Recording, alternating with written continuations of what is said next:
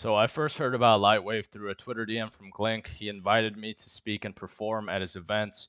He wanted me and the other artists invited to talk about the influence of tech and music, and it seemed like it was implied the conversation would sort of be about censorship and cancel culture, and I think those are pretty relevant topics when we're talking about the influence of tech and music and art. I think people have misconceptions about censorship and cancel culture. I think canceling is like the opposite of clout. You're trying to take away someone's clout and negate it.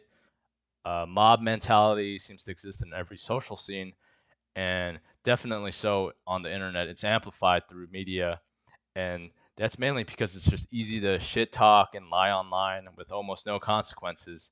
And cancel culture exists because of the reckless use of social media.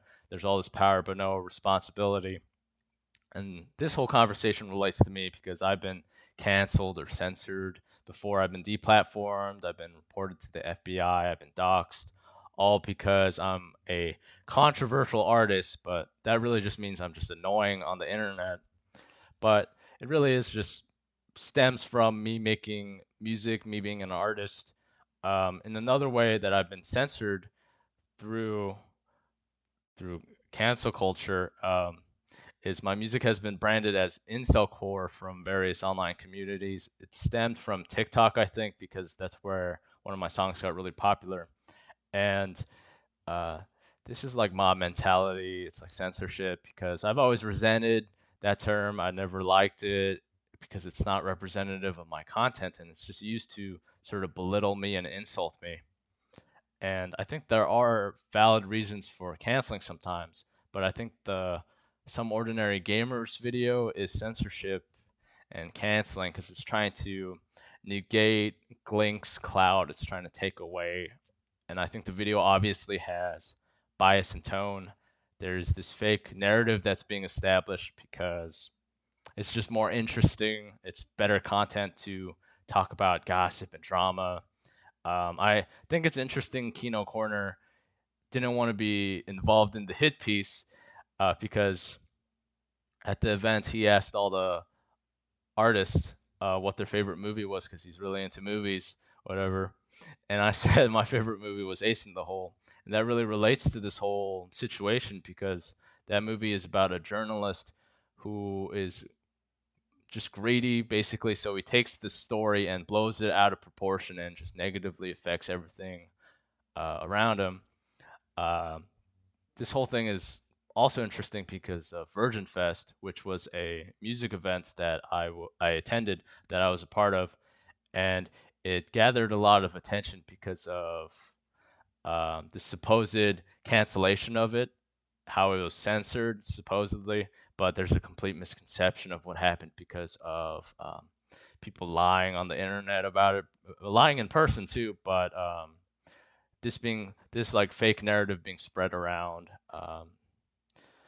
I I think Virgin Fest is the biggest regret of my music career, and the actual events and its consequences have been the worst experiences of my life, and that there should actually be a hit piece on this and other events I've been to that were related to this because they were completely disorganized. It's just complete debauchery and retardation, and it's the complete opposite of what Lightwave was. But for some reason, Virgin Fest is glorified and Glink gets dragged, both by people that weren't there, but it's because the false narrative is more interesting, I guess. Gossip and drama, it's more clickable. Um, Another thing that like ties all this together, a big motivation for me to actually attend Lightwave was to meet Ariel because I wanted to verify a lie told to me by the organizer of that event. Um, and I say that they're the worst person I've ever met.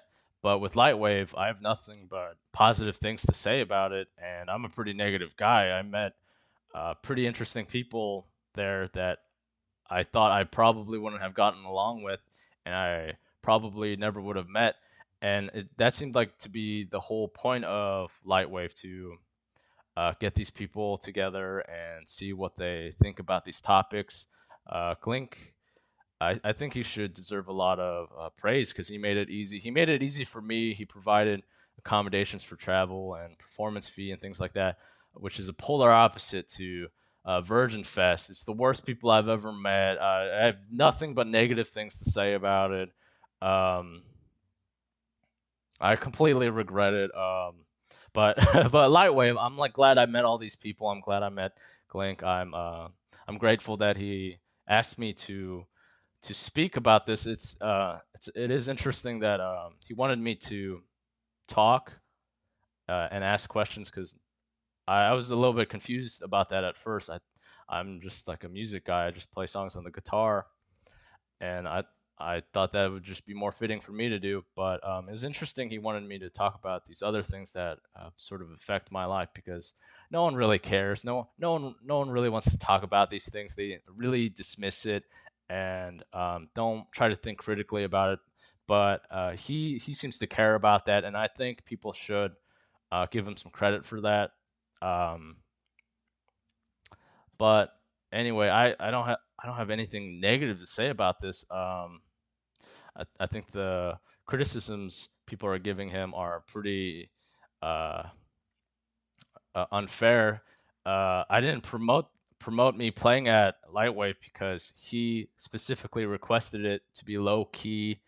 Uh, it seemed like he wanted it to be invite only. He wanted it to be sort of private, and the main intent seemed like to be this discussion of these ideas, not like this huge festival thing. He wanted these deep thinkers together and hear what they had to say about modern topics.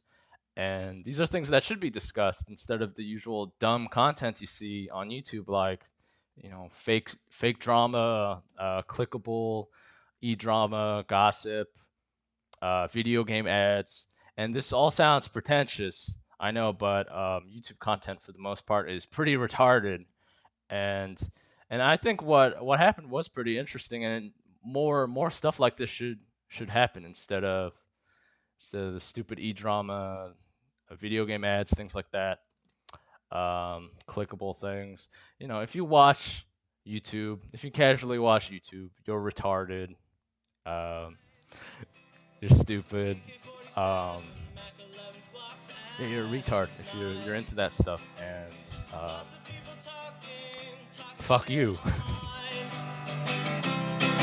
But I let them talk all they want, cause I got them in my sights. I'm a loser, abuser, retard on computer. I'm a hater, a waster, rule violator, troublemaker, faker, gentle instigator. I'm a loser in a stupor, I'm a first person shooter.